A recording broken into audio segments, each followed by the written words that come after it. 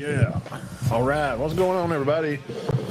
Welcome into Locker Room Sports Talk Extra Edition here. Coming in here in a fine, cool Thursday evening. Glad you want to come by and hang out and make this show a little part of your day. We're going to talk about some schedules around the SEC. And I think there's a few teams out there. Now, I know I could be, could be wrong with some of that, but I think some of these teams, which, we kind of picked a lot of these teams to do that last year, could go in and win 10 games. And I think some of these games are going to be to the point of where it's going to matter to some of these rival games, like by chance. Just listen to me, and we'll get more into it, and we'll bring up some schedules. The Iron Bowl could very possibly be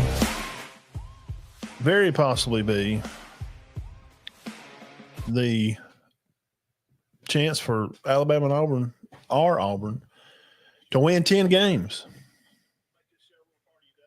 I have no idea what's going on. Okay. Wouldn't that be something? The Iron Bowl, whoever wins the Iron Bowl, that would be their 10th win. And we're fixing to look at these schedules here. Guys, some of them are not so easy, and some of them are terrible. Let's see here. Where do you want to start at first? Let me roll down here. I could go let's go over here to this one. See if this will open up here. Alabama, it looks kind of about the same as it did last year. Real honestly. Some of the games that they're going to have, they're going to be harder. Some of these games are going to be on the road, but some of their tough games, some of them they're going to be on the road. This thing would not pull up a while ago. I should have had. Here we go. Now, this is courtesy of SEC Mike. He works very hard on these, and go subscribe to his channel. I watch him a lot. He's funny. He says some outlandish things, and I don't know if he's just saying some of them to be funny or if he's serious. Who knows? So let's start off right here at the top. I'd appreciate if you hit the thumbs up. Go ahead and just like this. If you do, if you don't, you don't have to. But, subscribing used to be the big thing, but it's not anymore. If you just hit the like button on Facebook there, just hit the heart or hit a thumbs up. Just hit the thumbs up there on YouTube. That's all I'm asking. It don't cost you anything but about 0.2 seconds of your time. Let's see here. Okay. Crimson Tide of Alabama, white is away and red is home. Again, courtesy to shout out to SEC Mike. Find him over there on Twitter. That's his page right here. SEC Mike. It's at Michael W. Bratton Bratton. So you can find him. Go over there, subscribe to his channel. He's got a big following. He's crazy. He says all kind of crazy stuff, but he's going to give you a good SEC schedule breakdown. So they went through this last night, so that's what we're looking to do. And we all know that Gus Malzahn has taken the offensive coaching job at Florida State. It seems that Norvell is aware that he has Alabama opening the season next year. And to try to who's been the most successful against Alabama? Well, Gus has been very successful. Caught a lot of plays there and beat Alabama a lot of times. Now, their quarterback, I don't know how that's going to work out. If it's going to be what was his name? The Chumler kid or Chumley. Florida State's got a quarterback problem, and it don't matter who's going to be calling their darn plays for them. If they can't figure that out, I think Bama would probably kind of be favored in this game. I'm just saying. Bama knows who their quarterback is. Either Ty Simpson will be your guy, which I think he's I think he's a quality quarterback. I think he can run the system that DeBoer wants to run. So I think Alabama may get a W to start out, and we'll kind of start rolling through some of these here. We'll spend a little more time with Bama and Auburn and probably Georgia or something. Other ones we'll kind of look through them. But give me your take. Comment over here on the side. Tell me what you're thinking about this new schedule, 2025 season here. I think Bama has a good shot against Florida State. Offensive line, Alabama will be improved. They've recruited, as said to be by not me, but on 3 recruiting service, that Bama should have one of the best or the best recruiting offensive line class to date. And they found out today that their center, that Browsford, is going to come back and play, and Proctor will be back for another year. So you get your left tackle and your center back. That's a great problem to have for any football team. So I think they'll be okay. Now, these next 2 games here, Louisiana Monroe and then Wisconsin, will travel down here to play. And, Coach Finkel, he'll have them ready, and it'll be a good game. I don't think it'll be a blowout, probably be about like it was last year. Well, I guess we'll find out. Now, going to Georgia, I think Bama is like 9-10 at Georgia. I don't think they've lost over there at Georgia in a regular season game. It's been a long time. It's been a long time. Be a little revenge factor here. You're going to have Vanderbilt coming to Tuscaloosa, and it's something for, the guys to think about, and, something I'm sure they'll have on their mind. They shouldn't let it try to hype the game up or let it, get that type of thought process going, because you're supposed to play each opponent the same. You would play any opponent. You treat them all games the same. So that'll be an interesting game. I think it's very possible for Bama to be 3-0 headed to Georgia. And if we're going to have to – Georgia and Bama's defensive backfield, they're oddly similar. You got Starks at Georgia. You got Malachi over at Bama. And they're going to have some young players, but they've played a lot this year. And I know Bama's guys have played a lot this year because of, Sab being out. So that's created time for these younger ones to play. And we've seen some of them step up in the Georgia game this year. I don't know. That game's always hard to pick. You kind of lean Bama just because they've just – at some point you want to pick against Bama because you just think that luck's going to run out. I mean, at some point, Bama just can't – man, they've just owned Georgia for years. I mean, Georgia just can't beat them. And at some point, it's got to run out. I mean, you thought it would this year.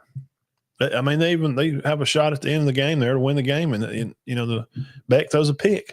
Red Morgan picks them off. It's the craziest thing I've ever seen. Bama struggles with Oklahoma. They just do, man. You can go back and look at all the games that they've played Oklahoma. I'm curious what the series is against Bama and Oklahoma, but I should probably lean that Bama starts off 4-0. They come home to play Vanderbilt. They'll be 5-0. They travel to Missouri. 5-0, 6-0. You get Tennessee at home. I don't know if Tennessee defense is going to be as stiff as they was. What's up, Hayden Wheeler? What are you doing there, bro? Hayden says only way Georgia has beat them in the past is injured. Yeah. Well, I mean, the Georgia fans, Hayden, fortunately, they don't want to hear that. But if Williams don't get hurt, they were smoking Georgia in that game. If he don't get hurt, Bama would have won another one. Okay. And I'm serious. I don't know. Regular season time that Georgia's beat Bama in just it's been a while. It's very possible for Bama to be 7-0 headed to South Carolina. Now, y'all can laugh, and that's fine. And everybody's got their own opinions. And, like I said the other day, some people like their oatmeal lumpy and some people like their oatmeal runny. I think the toughest games on this schedule are right there in the middle of October for Alabama. Man, look, I know Tennessee's coming to Tuscaloosa.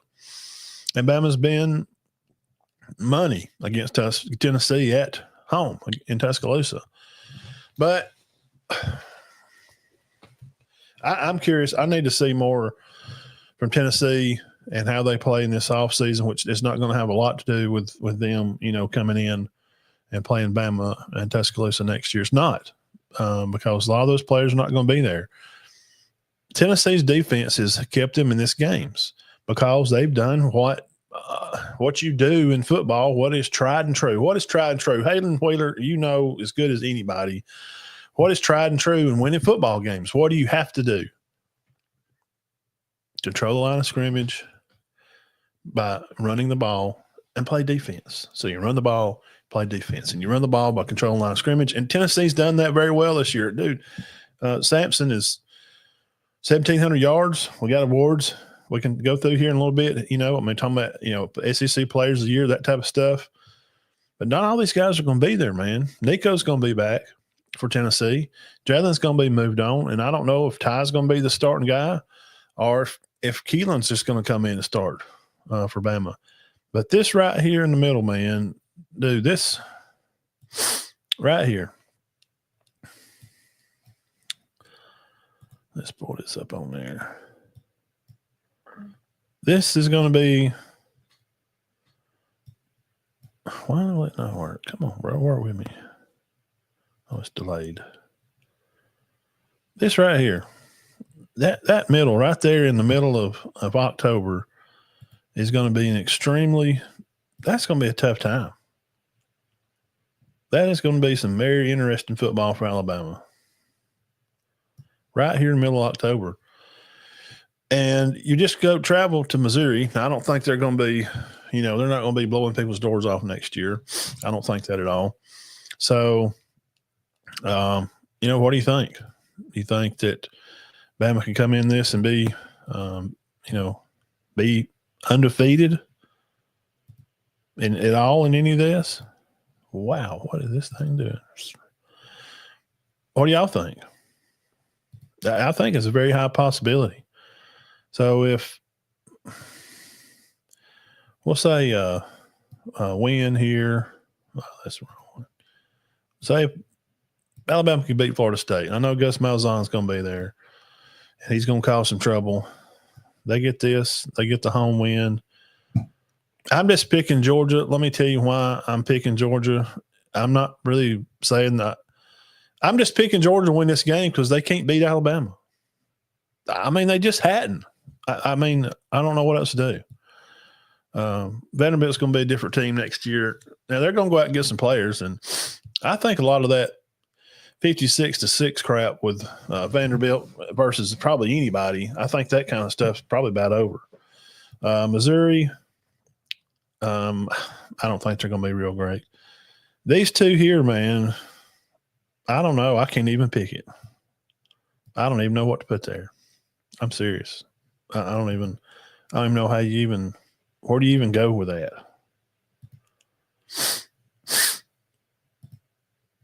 All right, LSU November 8th, podcast listeners. We're down here on the bottom row. The last four is LSU, Oklahoma, somebody, and Auburn, of course, the 29th.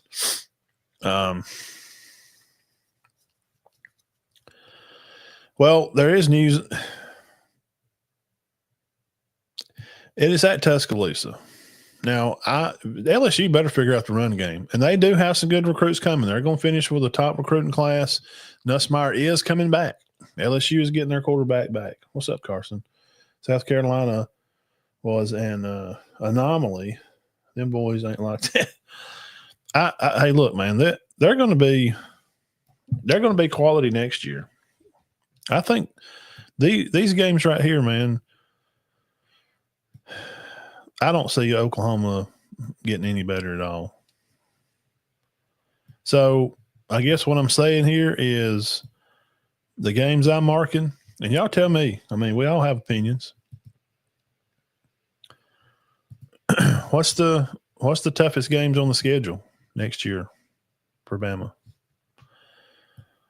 I'm gonna say Auburn, Carolina, and Tennessee.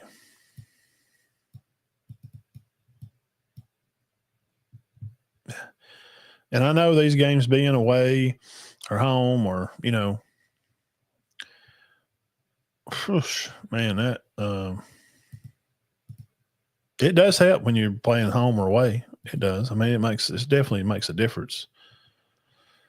Is there any of these that we got checked here that are the red checks? Is there any of these that yes, this. I don't know what I'm thinking. Sorry, guys.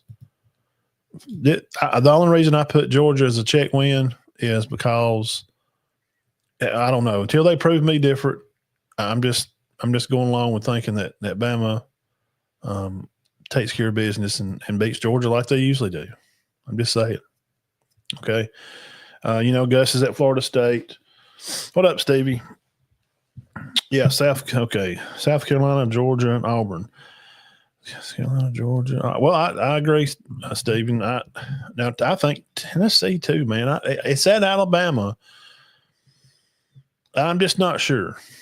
They're probably a safe, game to say where you kind of wouldn't, but definitely these three on the outside, and they're on the road, and I just don't know if Kalen DeBoer has figured out that Alabama gets everybody's best shot. They do. Everybody gets Alabama's best shot. That's just how it is. And he prepares these guys. I mean, it looks like they go into big games. It looks like they go in prepared. But when they tear off up the road and they go play this like this year, Vanderbilt's, Tennessee's, and Oklahoma's, he just don't think that, well, it's not a real big game, and maybe I don't have to remind them that, that winning is important. No, you don't have to remind them that winning is important. You have to remind them that you have to play your best every week because of being Alabama. They're the team that's been bringing in, they're the bell cow of the SEC, and it just is what it is. Everybody wants to be the one to say, we did it. We beat them, because a coach can put that on their resume when they're going to get fired and say, yeah, but I beat Bama. It kept me. They could keep their job. And DeBoer has to get that in his head. The players know, but he has to get them up. So those three games right there, man, that's yeah, I mean, Georgia, that's not a guaranteed win. South Carolina, I don't like that as no guaranteed win. And lastly, at some point, Auburn's got to beat Alabama. Dude, it's been 5 years straight. It's been 5 years. Are they going to make it 6? The longest run of the Iron Bowl is, it was 13 years. I think Alabama had beat them 8 straight and then missed a year and then beat them like 6 straight. So I think 8 is in a row. And you got to think that, I mean, it's just by process of elimination. At some point, you feel like, God dang, man. I mean, can Auburn, figure it out? I mean, they were worse this year. They played terrible. Guys running bad routes and calling bad plays, and feel like Freeze took them out of some games. I know Thorne threw a lot of picks, but his yardage and completion percentage wasn't much different than Milrose. They won 9 games. So how does this team win 5 and you're calling the quarterback trash, and this Alabama team wins 9? I mean, the players is there a lot of difference? Yeah, because Auburn hadn't had a good recruiting class in a long time, but quarterback wise, that's just not a great excuse. It's coaching. Yes, Thorne didn't play good, but you had a run game. The defense is hot darn, man. I mean, they were top 30 most of the season. They were even top 15 or 20 at the end. So at some point, that's got to catch up. And it's hard to win at Auburn. It's a haunted barn. Right? That's what Saban said. That's exactly what he said. Melrose too busy using his legs for touchdowns. Yeah, well, because the offensive line won't block. We got bad right tackles. Bad right tackles. Let's see here. I see these. I'm gonna get them, guys. I want to do the main two. The main two we talked about the most here. Again, shout out SEC Mike. I'm just on his Twitter page messing around. He works on these. I watched him last night. Shout out cousin Shane, SEC Mike Bratton, Bratton. Find him over there on Twitter. Mike Bratton. Just follow him on Twitter. They're on about every day. He's funny. He acts kind of goofy sometimes, but he's really not. He's really smart. Auburn Tigers. All right. Away games. Let's just look at away first. They're going to travel to and play. They're going to play Baylor. They're going to be at Oklahoma. They're going to travel to College Station, play A&M. That's a tough place to play, man. They get to host Georgia this year, so that's a big game. Now they're going to, like again, we'll stay with away right now. They're going to be at Arkansas. They're going to be at Vanderbilt. So home game, they're going to be at home first against Ball State. And then they're going to play South Alabama. And just some breaking news here for South Alabama. Fluff Bothell, their tailback that played at Aniana, that played against Cherokee County. I've seen him play in person. God, he's a great tailback. He's good, man. He's gotten over, 800 or 900 yards on the year for South Alabama. I think it's like 818 with 20 touchdowns. He's in the portal. I don't think he's going to have a hard time finding a place. Okay. I met Fluff Bothell from Aniana. Shout out to our great fans at Aniana. So, if he's not playing, it's going to be a different game. Okay. It will be. All right. So we'll stay. Auburn starts out here. They got to win this first game, man. Freeze cannot start out the next season. He's going to have a top 10 class, whether they 6, 7, whatever ranked. They're bringing in Alvin Henderson, top tailback from Elba, 1A school down here in South Alabama, rushed for 11,000 yards, something his career down here at 1A Elba. A lot of big-time defenders they're going to be bringing in. Guys that played at Thompson. They got a guy from Saraland, offensive guy. I think Bama's getting one of their offensive linemen, and then one of their defensive linemen is going to Auburn. So they're adding guys here and there. They got some guys in the portal they're trying to look at. Maybe the receiver, Singleton Jr. is supposed to be visiting at Auburn, I think, tomorrow. And can Freeze put it together? They can't lose this opening game. I'm telling you, man, if you lose this game, if Auburn loses the opening game to Baylor,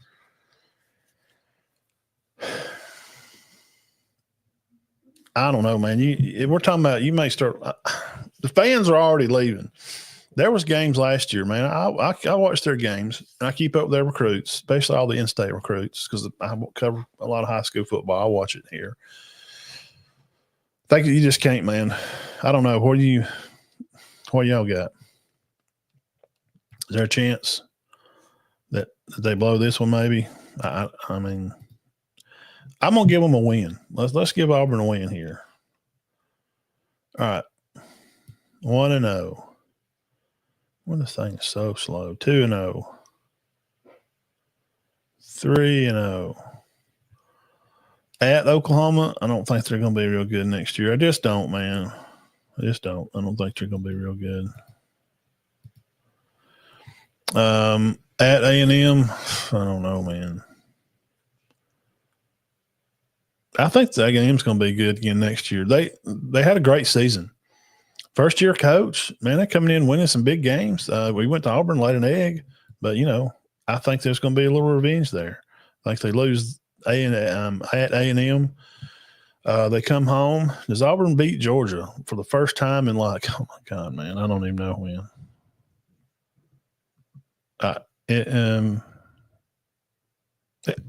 It's been a long time. I know it's been 15 or so years since they beat them at Georgia. It's been a long time.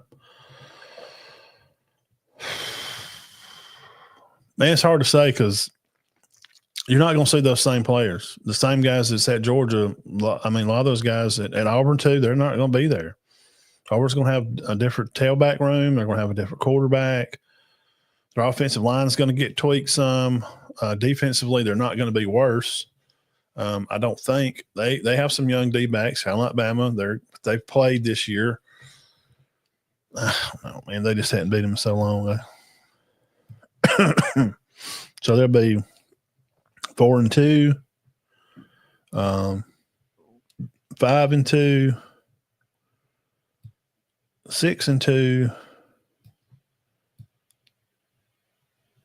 7-2, 8-2,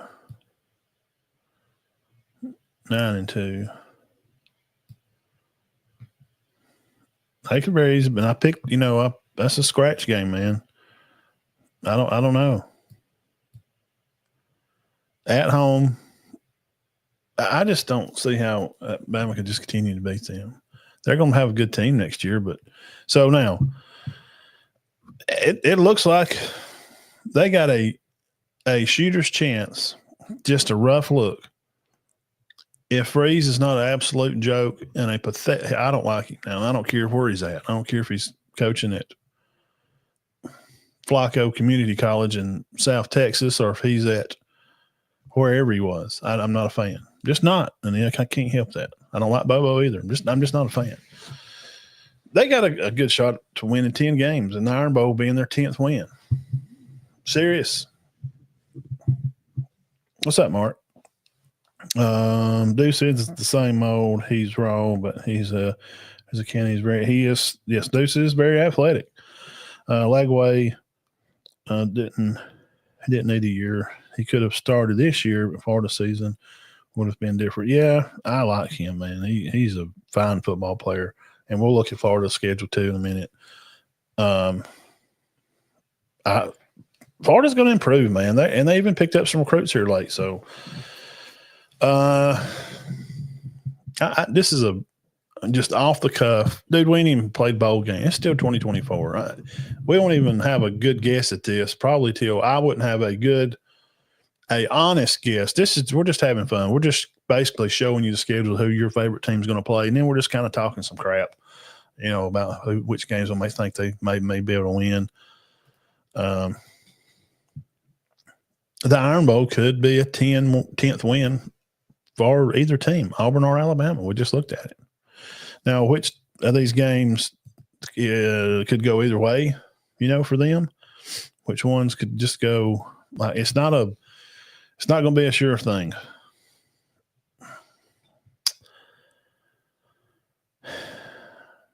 I'm going to say it.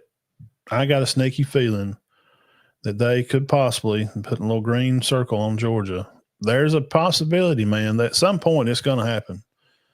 And I don't know how this team's going to be next year, man. Defensively, Kirby's going to have them dialed in. That's why it's hard to pick Auburn to beat Georgia. And it's been so long, man. It's just been so long. And this A&M game. And you got to kind of that Iron Bowl, man. I've watched this thing for 40 years. And one's ranked and they lose. Bama's 7, Auburn's 24. Auburn beats them. I've just seen it. You don't know. You have no idea what's going to happen. These are 3 games, A&M, Georgia, and Bama. I think it'd be easier. They'd have a more likely chance of losing at A&M than they would beating Georgia. Yes, I know. I know what you're thinking. I know what you're saying. Because they're not going to be favored to beat Georgia. Georgia's going to be favored in this game by 6.5 at least. At least. We'll have to see where they're at.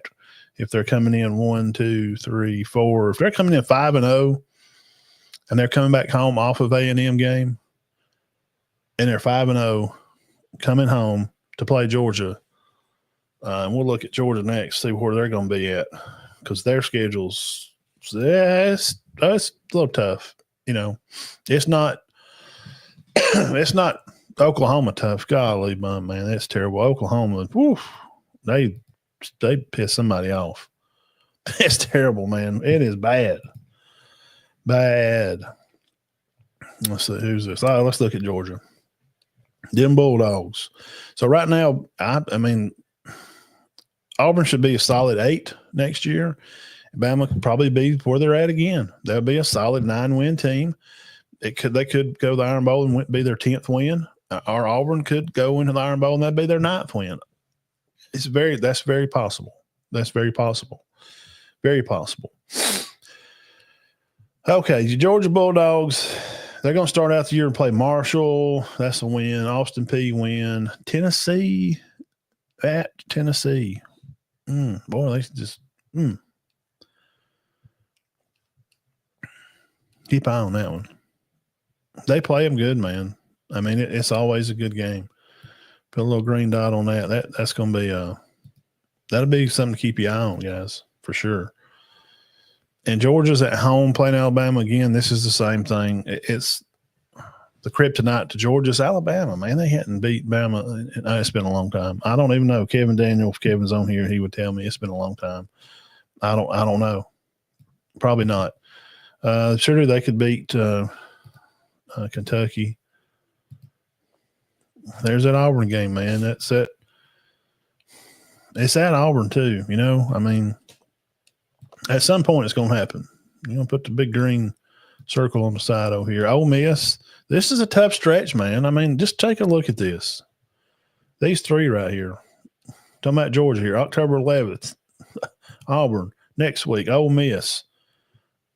But you do have them at home. You got to go to Auburn, then go to Ole Miss. Then you have the cocktail party the last year. This is the last year they're going to do it at Jacksonville. Next year it'll start being Florida and Georgia. Right, Mark? I'm pretty sure that's right.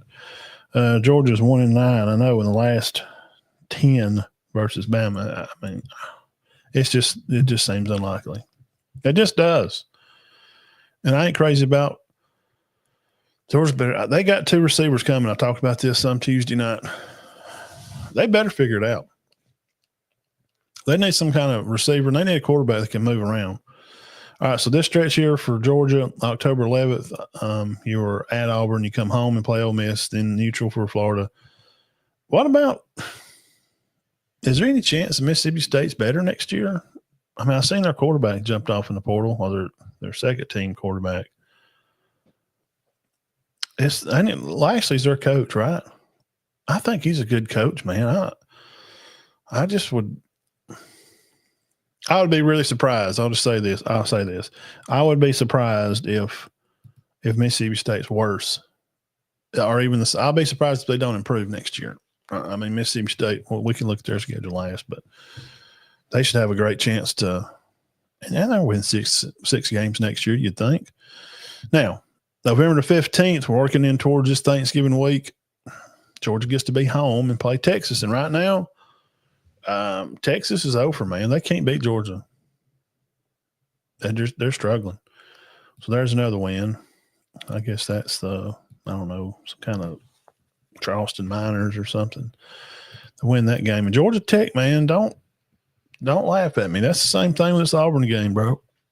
Now, right now, and everybody has said that King's in the portal and he's coming to Auburn, I can't find that he's even in the portal. I looked again today, and I've even watched from SEC podcast. I've watched some Locked on Auburn podcast, and they're saying they don't know either. They don't know anything about him transferring. So Georgia Tech, man, look, you put the old globagoo over there in the circle on that one, bro. They went to 8 overtimes this year. 8. So the chances, this Georgia Tech game and the Auburn game, those are 2 serious games that could go either way with them, man. Alabama game could go either way next year. So you're looking at a solid 1, 2, 3, 4, 5, 6, 7, 8, 9. The same thing, man. Yeah, 9-3. Probably 9-3 for Georgia. And these flip games, it's going to get them to 10 because, look, this is the problem, man. All these teams are ranked. So Georgia and Florida and all these teams that are all playing each other, Auburn and Bama and Texas, Tennessee, all these teams, and by week if Auburn's 4-0 starting the season, like well, I think they should be, for God's sake, man. They blew it completely last year. I mean, blew it. They should be ranked. So you're going to have in Florida. I think Florida's going to be improved too. I do. You're going to have a lot of ranked teams, man. You're going to have a lot of ranked teams in the SEC. So we're going to do it again. If they don't, they're going to have to fix something, man, because we can't keep having 9-3 teams with these records of beating 3 or 4 ranked teams. They may have beaten 4 ranked. What if Auburn's 9-3 next year? Say their 9th win is the Iron Bowl. They beat Bama, but they're 9-3 because they lost to Georgia and whatever. Let's see. Man, this color thing is killing me. And it's slowing the page down bad. It's not even going to let me out now. Yeah, Mark, what are we going to do?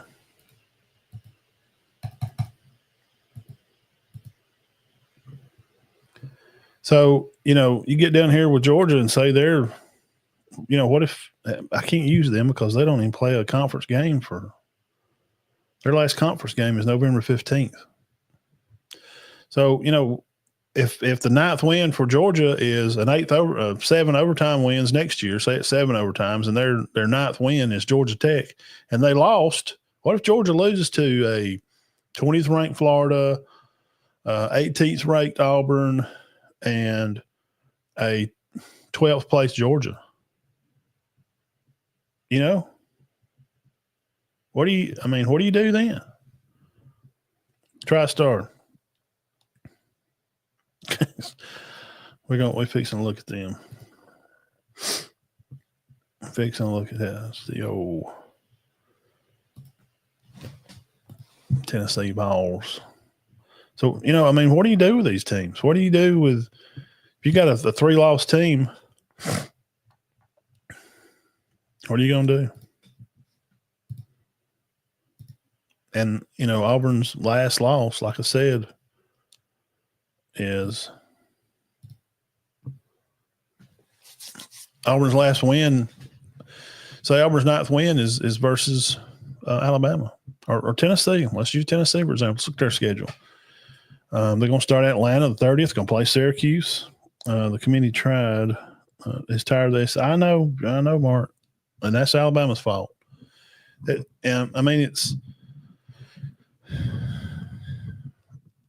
actually the Big Ten, and it's actually the Big Ten's fault for just they suck. They're just not prominent programs, man. They just don't have the dudes. They don't have the dang dirties like we got down here in the South. These guys, these young men are. It's just different. We got some great football players around here. Texas, Florida, Louisiana, Georgia. I consider Texas part of the South. It's sure not up north. And the pipeline that Bama's brought from Mater D from California out here, they're bringing these top guys in. They're ranked, top 150, 100, top 50 in the nation. And the Big Ten just don't. They've got good teams. Oregon, they're fast, but they win because they're fast. They don't have to outman you.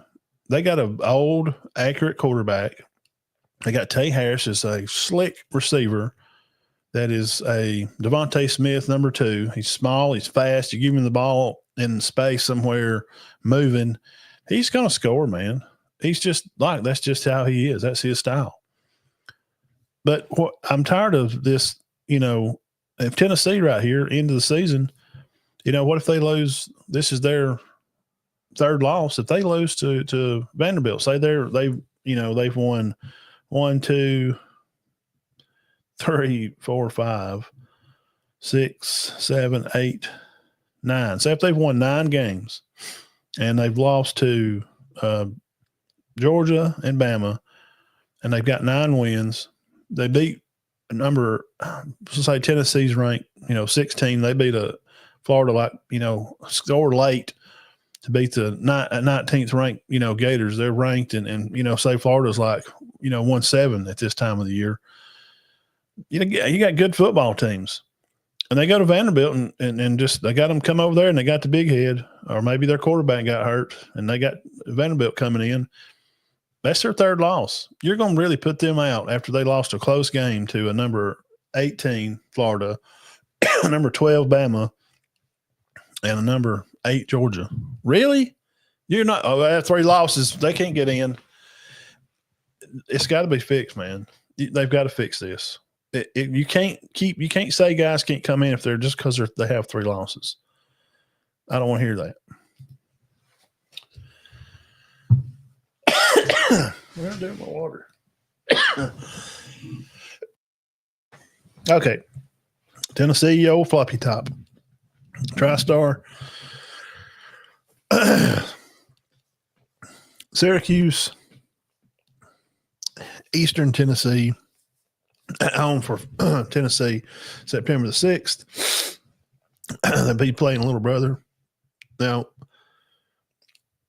they're going to play the opening game in Atlanta. I guess it'll be like a Chick-fil-A game. And then traveling. They're not going to have to travel till September 27th. They're going to play Mississippi State. And that's not a hard game. It's not a hard game for them. Not at all. 1, 2, 3, 4, 5, 6, 7, 8.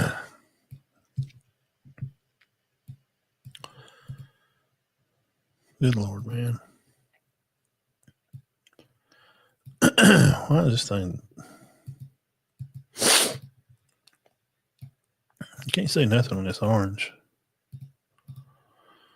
I'll give it some Gator Blue, Mark. How about that? 1, 2, 3, 4, 5, 6, 7, 8, 9. Pro, really? TriStar, how y'all got a what? How y'all gonna cake? Is that 8? 1, 2, 3, 4, 5, 6, 7. That's 9 wins. 9? How can you cake 9?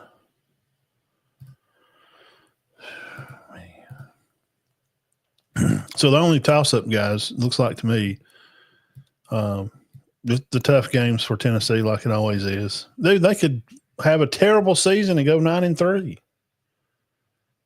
They could have a bad season. How do they get this schedule, man? Who plays 1, 2, 3? Bro, come on, man. Really? 1, 2, 3, 4. They got 4 crap teams. Syracuse, don't tell me Syracuse. Just don't even hit the comments. That's crazy. I don't want to hear it. Man, it was ranked 20. I don't care. Trash. East Tennessee, UAB. Did they win a game this year?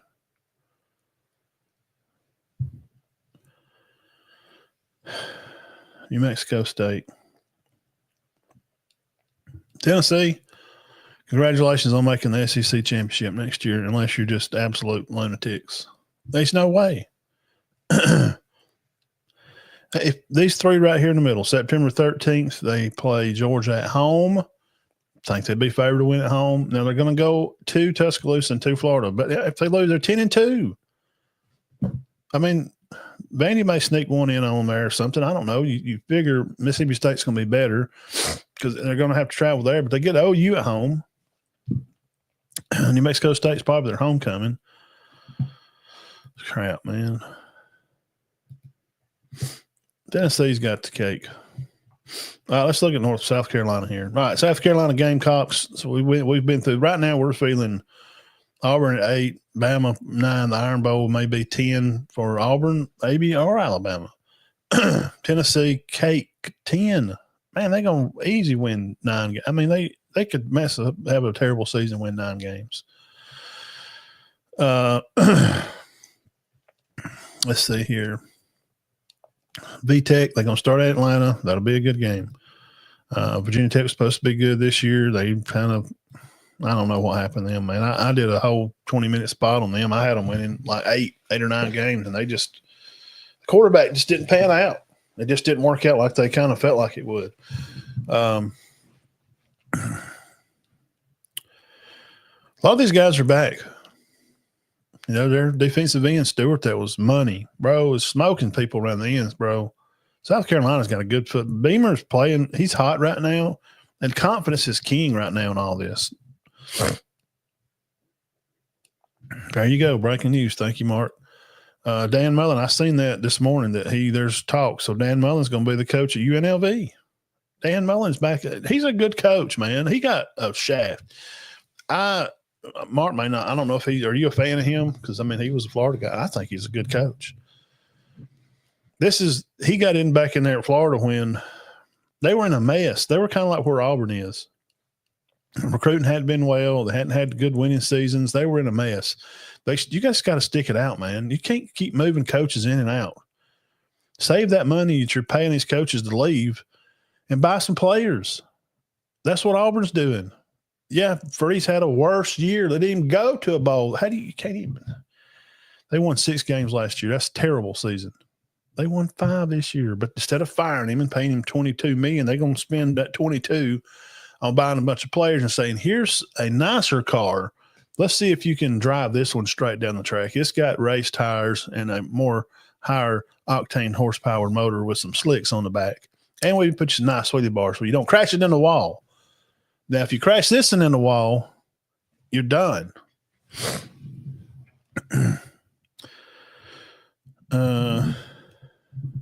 Yeah. Mark says that he's a Gator fan. Played over here at Cherokee County. Strickland made me mad because they was firing him. 3 New Year's 6 bowl games, the SEC championship. I know. Just calm down. Don't stop running people off. Yeah, I know. Yeah, he was the OC. I mean, so there's some news for you. Dan Mullen's going to be at UNLV. We'll see how it goes. Running Rebels. All right, South Carolina, VTech win. South Carolina State, the old Bulldogs win. God, look, bro, they're at home 3 in a row. That's good. Come in, be settled at home. Go to Mizzou, win. Home, man, this is working out. At LSU, I'll come back to that one. Home against OU, we'll come back to this one. How's Ole Miss going to be next year, guys? Cunningham's going to be there. He's going to be a freshman wide receiver. And their quarterback, and I can't remember his name. Ain't nobody knows his name. Y'all have to look it up. Ain't nobody except some Ole Miss podcast will know their backup's name. I've seen him play. I thought he looked pretty good. And we'll look at Ole Miss too, so that may be one to keep on there. And A&M, I'm telling you, may be something to keep on. They ain't going to be no good. Clemson, they're going to have to show me before I pick them to anything. So, SC 1, 2, 3, 4, 5, 6, 7, 8. 8 legit wins. And here's the other games. We'll go here and then go back to ones we dotted that we think could be. You may go either way. You may win some or lose them. We'll see. And we dotted October 11th. They will be at LSU. I don't know. Nussmeier is back. I know I keep saying that. October 11th. I thought it'd be a tough game. They got Bama coming to town, and I marked it on Bama's schedule. I told you that was one I've got marked on there. I don't know, man. May keep eye on that one. That'd be a tough one. So,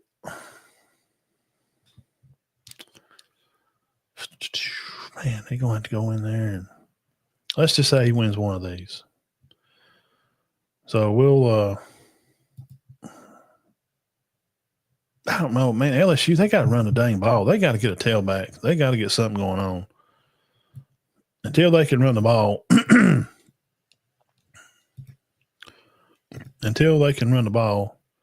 gonna say win at LSU.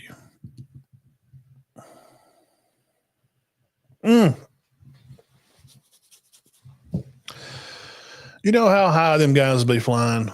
If they go to LSU and win and then come home and beat Oklahoma, they'll be 7-0 with Bama coming home. And if it's a night game, and then you know they're going to stick up Bama with a night game at South Carolina, they're going to turn that freaking sandstorm on. It's going to be melee. That place registers on the Richter scale when it gets to rocking in there on Saturday nights. You don't think it's going to be rocking? They lost to them by 2 last year. They know where they're at. They know they have an identity. These teams that don't have identities, that's the problem in these teams, man. You see, Bama flirts with that. That's why they're not playoff worthy. They think they have identity and they want it to be Jalen just about to run the ball, but that don't work all the time. It just works for guys that can't scheme right or get too far upfield like LSU did. LSU tried to run blitz in the end. They get too far upfield. Jalen runs by them. Oklahoma spread out on them. They'd run out. Tennessee did him the same way. Vanderbilt did. Vanderbilt couldn't do it. That's why they scored a bunch of points on Vandy, because they ain't got the guys. See what I'm saying? This South Carolina team has an identity. They know who they are. Coach Beamer knows who this team is. When he walks there on the practice field, they know who they are. Their 8th win could very easily be Bama. But going to Ole Miss and going to College Station, that'd be tough. But I mean, god dang, man, if they beat Bama, be 10-2. I don't think they'll be. I think a lot of these teams we're looking at, honestly, they all 8, 9, and you could throw up one here. We don't know yet. This is way early. We're just looking at schedules, and we like football, so we're talking about it. Here's the bad one. And then y'all tell me which one you're going to see next, and I'll find it. South Carolina's going to be, yeah, I know, man. You got to be careful. You got to be careful with them. They're just that team. They just are. Here's the bad one. Okay. Oklahoma. Be at home with Illinois State. Win. Going to play Michigan. Is that Michigan? I'm assuming it is. I don't see that bright board around it, so I'm assuming it is. I'm assuming. Okay. Maybe we'll have to look at Michigan's schedule and confirm that. Temple. All right, they're going to start. They should be 3-0. Starting September 20th. They will be at home. Get some revenge against Auburn. Will they? I don't know who their quarterback's going to be, man. And they had some terrible, terrible offensive line trouble. And in August, when I was doing some of our last shows, and I did breakdowns on each SEC team, I said, I got drowned. OU fans, in my experience on this show with dealing with people from different states, from Florida to Kentucky to North Carolina, I have some guys from Texas. A lot of people are from Kentucky or north from here. I've had some guys, Jeff, he's from Ohio area, but he lives in Georgia. But OU fans and LSU fans are terrible. They're crazy. I got drowned on here for saying that, your offensive line coach is staying. You probably should have fired him. Oh, my God, man, he was good. He's been there, and he's done such – and now we lost our line, and that's why they were bad, because they lost their guys, whatever. I mean, whatever helps you sleep better now. And I told you they wasn't going to be good up front. They're not. They better figure that out. Auburn's going to have 3 tailbacks: Alston, Cobb, Henderson. Alston's a little bit bigger guy. The other 2 are more scat back type tailbacks, that under 200-pound mark. They can move around, they can move and and jump, but they got to get out of space to do it.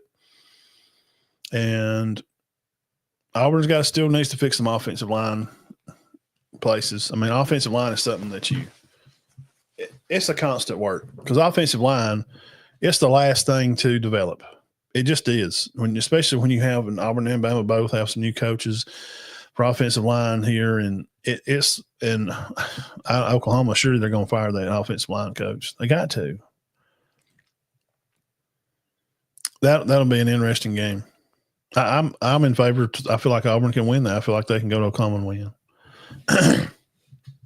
So that's going to give OU to be 3-1. Kent State on October 4th, 4-1. Texas, they're loaded, man. Dude, Texas, they got guys. They're recruiting. They got transfer guys coming in. They got guys coming back. Sark's got it going on. Okay, they're going to play OU in Dallas. They'll play, whatever the Red River rivalry. 1, 2, 3. So let's get some kind of let's get some wins going on here for OU. 1, 2, 3, and that may not be, bro. I mean, they may not beat Michigan. They've got some guys coming in the portal. It is Michigan. Okay, thank you, Mark. That I'm just saying. So they should be 1, 2, 3, 4. Dallas. All right, then they're going to play October 11th. It begins. It's freaking Paris Island, bro. It is Paris Island for Oklahoma. Starting October 11th. Put the green face paint on. Strap up your boots tight. And get your fins ready and your snorkels because it's Navy SEAL training time. You got to Texas Longhorns 11th. Then you go to South Carolina. You come back home to OU, play Ole Miss. Then you're going to go to Tennessee. Then you're going to go to Alabama. And you're going to come home and catch a little win here at Missouri. And you're going to catch maybe another win here at home versus LSU. Well, let's just take a look at that. 1, 2, 3, 4, 5, 6, and 6. Somebody help me figure this out. Oklahoma's going to be lucky to win 7 games. If they make a bowl game next year, wow, welcome to the SEC. Really? How many wins you got up there for them? 6.5. I think we had them for 7-5 this year. So if they win 7, maybe 8. That's not improvement. Oof, my goodness, man, what a darn schedule. Guys, look at this.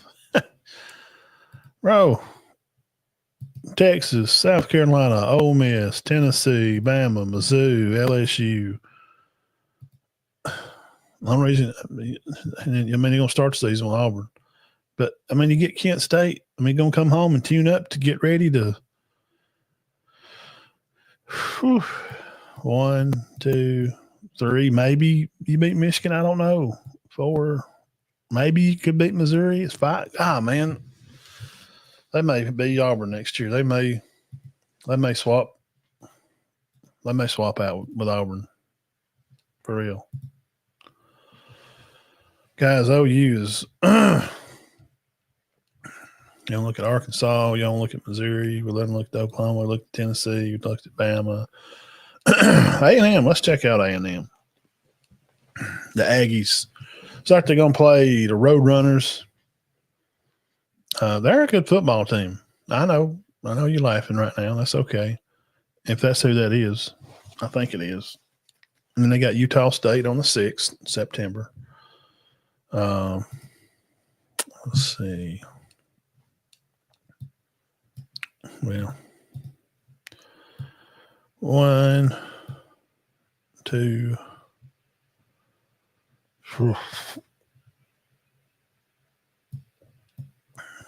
3. Oral Coach Pittman. 4.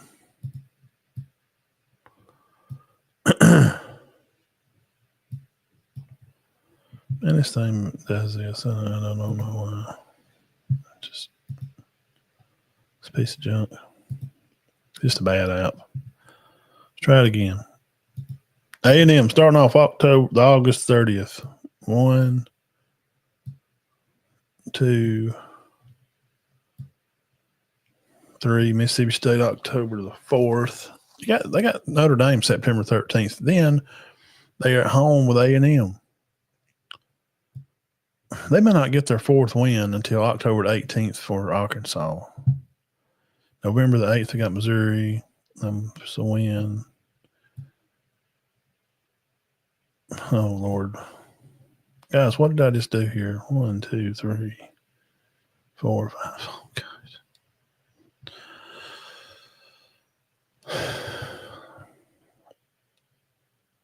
So which one of these are they going to win? They going to beat Florida? It's at home. Let's just say they do. Let's say they get the upset. Say Florida's going to be a little better, and they get them. They got to go to Texas. They got to go to LSU. They do get South Carolina home. Late in the year, man, this A&M and South Carolina game. I mean, they're on like week 10 or so. You remember looking at the SEC rankings, like how teams were ranked and stuff? And like, you're like, well, it looks like A&M and freaking Texas is going to play for the SEC right now. I mean, you know, and South Carolina was rocking right along. I mean,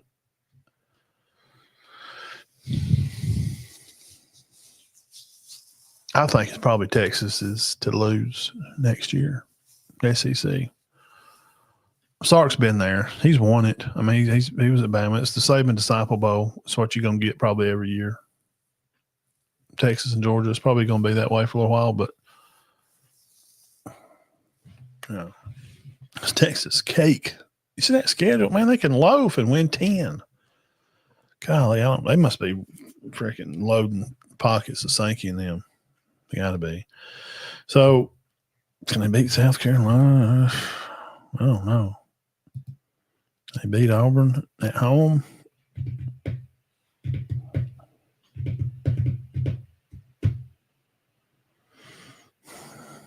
I don't know who's their quarterback going to be. A lot of these guys, we don't know who their quarterbacks are going to be because they're losing them. The portal's open. They're leaving. They're coming. We don't know.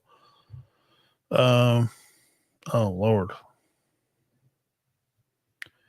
Who's their 8th win going to be? I mean,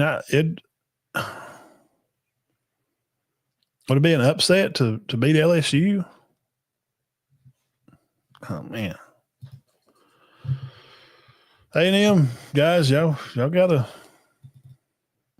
tough one.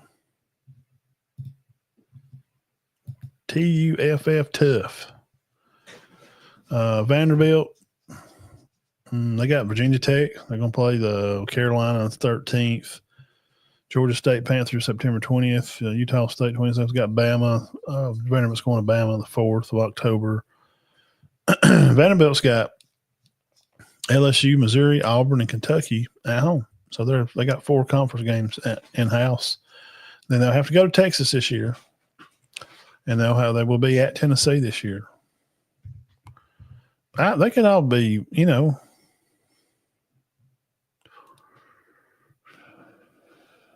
they go bowling next year, Man, you can go bowling next year. Let's see, who else? Anybody else schedule y'all want to look at? Anybody in particular? I mean, it don't even have to be SEC. There's Mizzou. Mizzou's got an interesting schedule. They should be 3-0. They'll get, South Carolina at home week 4. Got a lot of home games, man. You got 8 at home.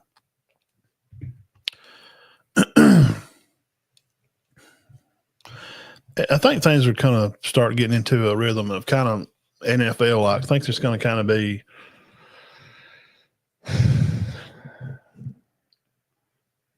it's going to kind of be most of these teams, man, they're just going to be, like probably your Missouris and Arkansas are going to be, 7-8 win teams, maybe.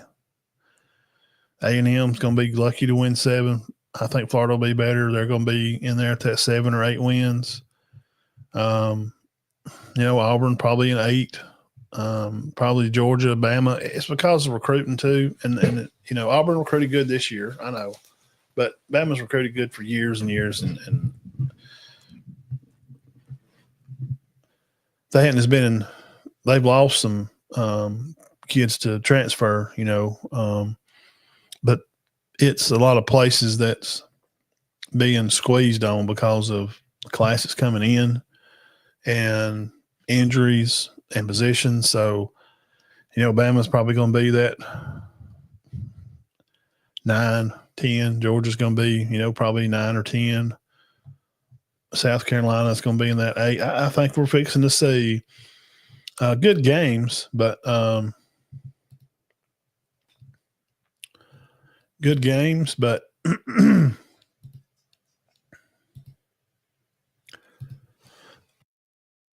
same schedules. Same old song. So that was the Humpty song. Digital Undergrounds. Check that one out, Mark. Look up Digital Undergrounds. Same old song. That's stuff we used to bump back in the day with I think we're going to see a lot of the same old song. Recruit nowadays, you just don't know if it will stay on or go on this year. It's all about, keep kids paid money. You tell them the price that they like. Yeah. And that's unfortunate. But kids have always got paid. Okay, that's just part of it. They've always got paid. Let's look at LSU here and we'll get out. Clemson, August 30th, open up the year. I think it'll be a good game. La Tech, the 6th at home. They'll be at Clemson. They go to dang it. They'll be at Clemson. Come home for La Tech. Come home for Florida. Be home for FCS. Going to go to Ole Miss. I got South Carolina at home. Go to Vandy. Be home for A&M. At Alabama. Home with Arkansas. LSU will be November the 22nd. Be home for Western Kentucky. Then they'll be at Oklahoma at the end of the year.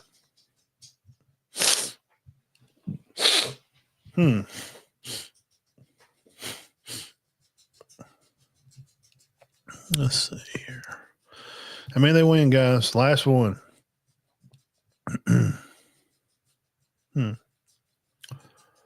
One. So they beat Clemson. Okay, we'll go with that. Beat La Tech, FCS. Oof.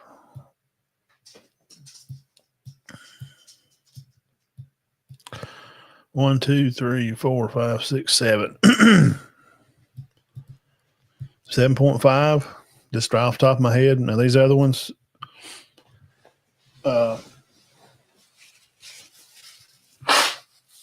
They do get Florida at home.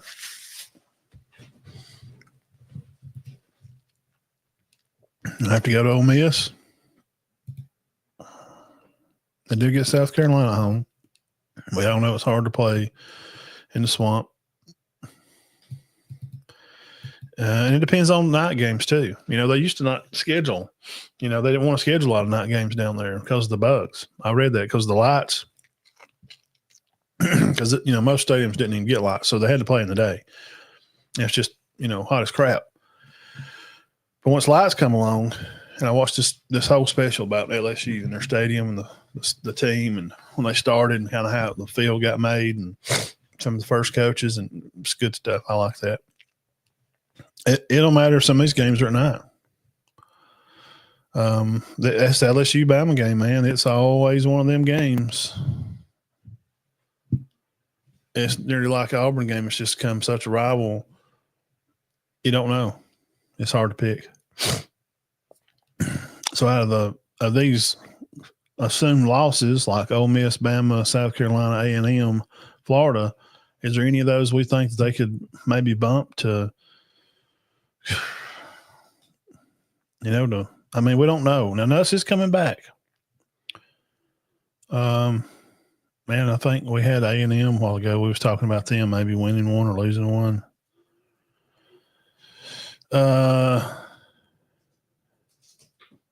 Yeah, you can. Saban did prove that, but he had the top recruiting classes in the nation for year after year after year after year. Saban's he's a psychologist. Y'all can say he's a football coach. That's fine. He's Bear the same way. Bryant was same. They're psychologists. They hire the best coaches to call the right plays. He knows football, seen it for 50 years, 60 years, so he knows enough about it to make a good adjustment. Coaches are kind of like doctors. You just study it enough to make a good guess because you're playing chess and checkers. Some coaches are playing chess and some are playing checkers. Saban winning 7 means he's been playing chess a long time. But if you play enough games, you do get better. It's here, man. He knew how to take Siskey. Shout out Taylor Siskey. You watch them, McCready and Siskey. Find them on YouTube. I watch them. Taylor's from Donahoe. He's my age.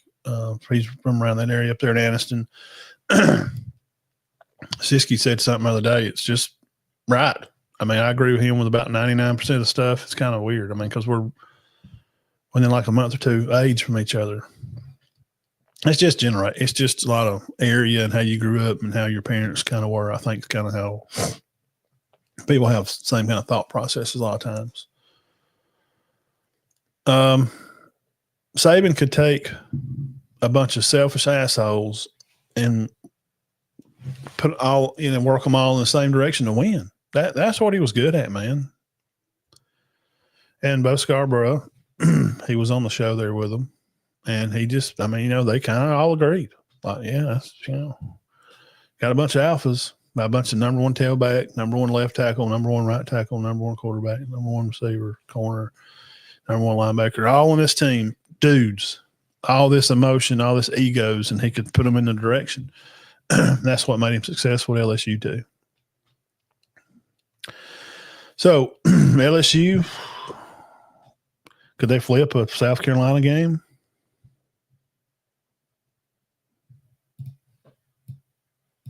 This is at LSU. It's hard to win at LSU, man. Maybe they do. We'll say that's one of, because we got South Carolina losing 2 or 3 games. We've been through a lot of these, and we've picked them to win a lot. So we'll say LSU beats them there. So that'll give them a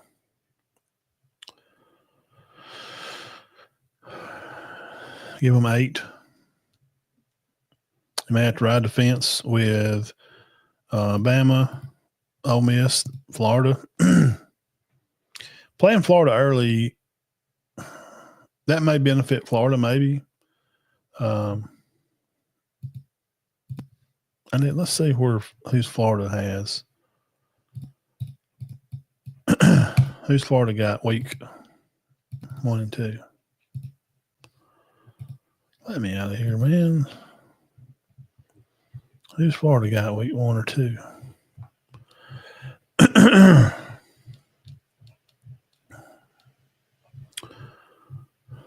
Michael Bratton, go find him over here on Twitter.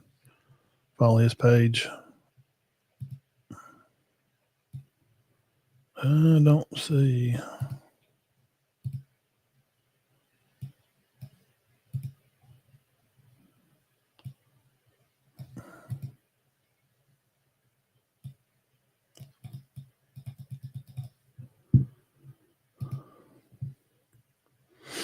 I didn't see. Did y'all see Florida's on there?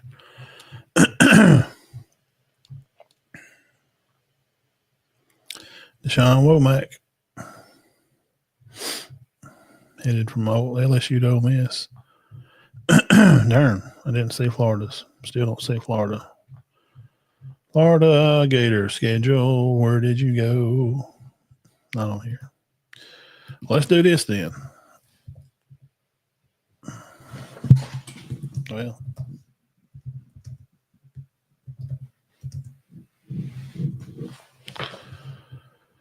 Okay. Let's just do this. The Sharks, Gators play the Sharks first, and they play the Bulls. So they should be ready for LSU. I know you starters probably don't play a lot of games, a lot of snaps in these two games.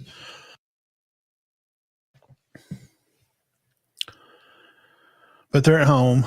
Not going to be challenged a lot. It's not going to be real hot yet. Can Florida go down to LSU and win?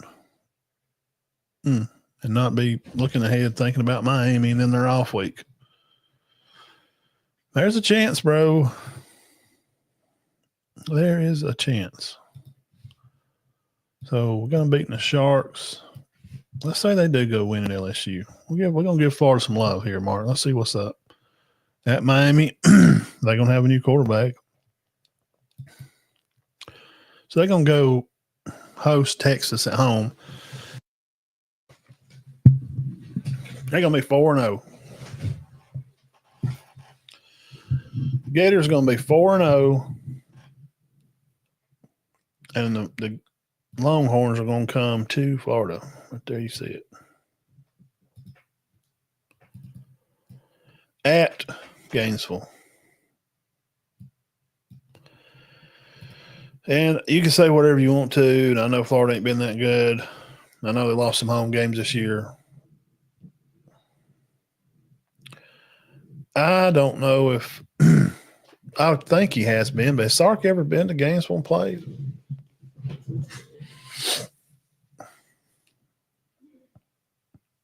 Y'all tell me. I don't think he has. I mean, I'm just guessing off the top of my head. I don't think so. Where were we? Boy, them darn Gators come in there and go 5-0, and they just the magic happens.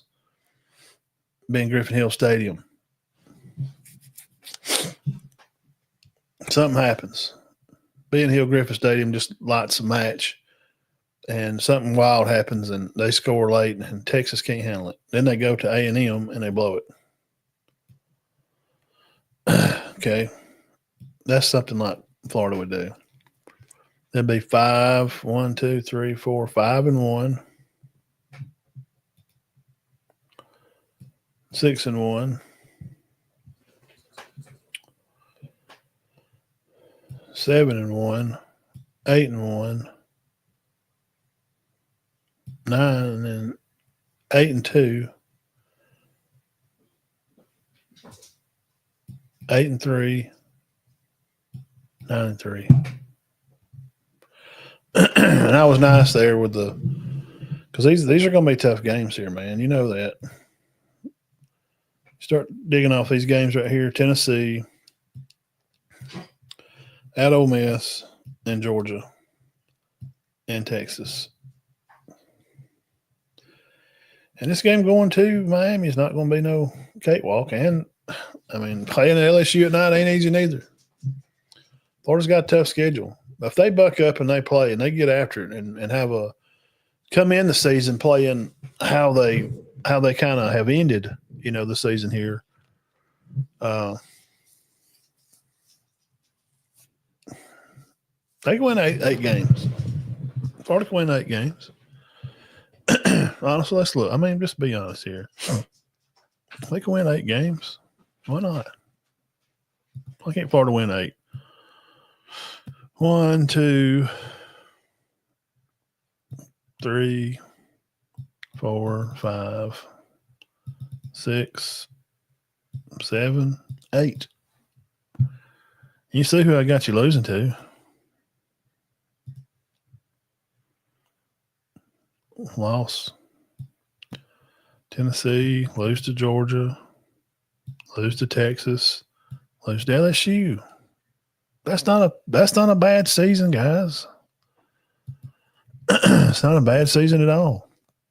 I bet you this: if Billy the Kid, if their season, Mark, y'all season turns out like this right here,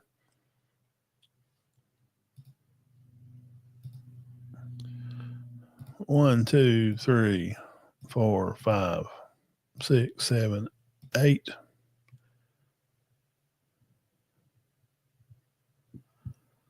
Y'all go 8-4, which would put you at say a 7.5 for the year. I bet all the money I got, which ain't but about $10.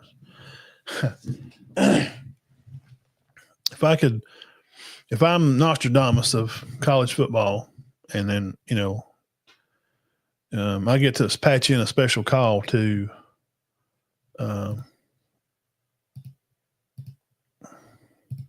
Coach Napier.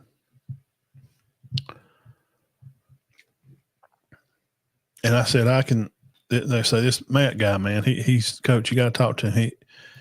He can just, he's got schedules right for years. If I said, Coach, you're going 7-5, you really only going to lose to Georgia, Tennessee, Texas, and LSU, he'd go, I'll take it. I'll take it. He'd love to have 7-8 wins. You have an 8-win season? 9? I mean, what if they upset one of these guys? What if you go down there and swamp and beat them? Let's just say they don't. Let's say they get ready and they do beat Miami and they get an off week and they get to come play home. They get Texas at home. And, man, I don't think Sark's ever played it. I just don't think he has. Y'all can tell me. He's been around a while. Maybe when I don't remember Bama going to, because Bama and Florida don't play, man. They ain't played in a long time. We ain't been on no home and away with not while Kiffin or Sark was at Alabama. I mean, y'all tell me if I'm wrong. I mean, we can find a schedule. Man, Mark, 8 wins and you can't know, bro. You're crazy. 8 wins and what you just come from, dude. You should set the freaking town on fire if they win 8 games. I said if you won 6 this year, they ought to build a man a statue. That's a tough schedule. At LSU, at Miami, at College Station. You don't just show up down there and win games, man. At the old Rebels, they're a good football team. Now you get Tennessee and Florida State at home the last 2, and maybe you lose this game. Maybe y'all flip these games right here. Maybe you go to Ole Miss and you lay an egg. And you catch an L, but you come home and win. You come home and you beat Tennessee. Wow. That's still 1, 2, 3, 4, 5, 6. That's still 8. Same. I think you're crazy. I think you win 8 games. If I'm Bama fan, and since that's just the team I'd usually pull for, but I try to give everybody news on everything and be honest about it. Be legit, bro. If Bama's only losses are to Tennessee, Georgia, LSU, okay. This is a good conference. It ain't like going up and losing to Wisconsin. It's not like losing to Cal. It's not. It's not like losing to Iowa State. It's not like losing to Arizona State. It's not the same as losing to Indiana. Bro, Nebraska has to be sick. They lost to Indiana. It's crap. Mark, there ain't no standard at Florida no more. I know what you mean, but you don't be Bama set the standard. You can't just be Florida. Don't do that. Don't try to be like Auburn fans. Please don't do that. Yes, they don't got to. It'll be all right, man. If they don't, right now you're trying to build something. It takes time. Florida got in a bad spot, man, there for a while. You just got to build it. It takes time. And people are just way too sensitive. People are way, way over this thing into this winning all these games and win titles. There's a standard. Standard at Florida should just be win more than 6. That's where it should be everywhere. Nick Saban spoiled college football people, and especially Bama fans, because they're just ridiculous. By God, it's title or bust. They do have a standard. They're expected to win 10 games because it's been that way for 15 years. Florida ain't had a 15-year span of winning 10 games. Never.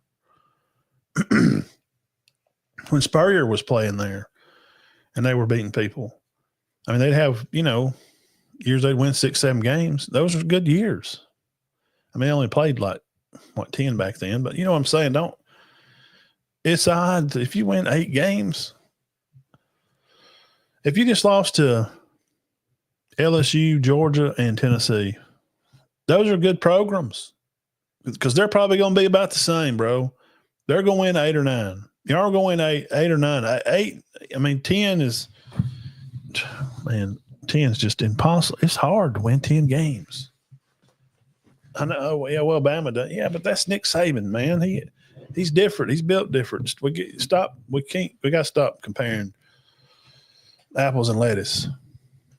These Cocoa Puffs, and I know them cheap bag ones are okay, but it ain't like the real ones, man. You know what I'm saying? That milk, when that milk gets down and the cereal's gone, that chocolate flavor in that cheap Walmart bag it just don't taste the same as the real deal with Pebbles and Bam Bam on the box.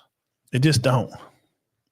That's a good question. Florida, and I was there, bro. Listen, I was born in the 70s.